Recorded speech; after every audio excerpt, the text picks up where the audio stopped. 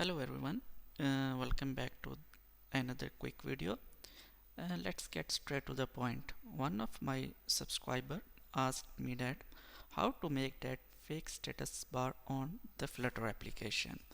So here it is a sample application. As you can see that my current layout is overlapping with the status bar. So let's add that fake status bar as we did in the Kotlin application. Simply create a dot file as everything is widget. So we will make a separate widget for our fake status bar. It will be a stateless widget and we will name it fake status bar. If you want to pass first, let's import this.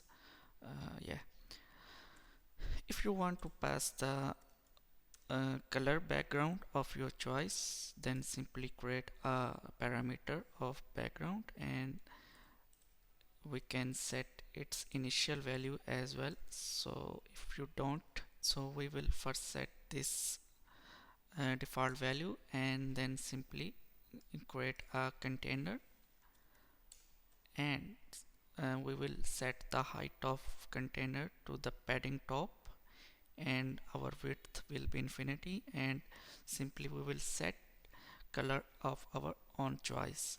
So let's back to our layout and simply add this fake status bar.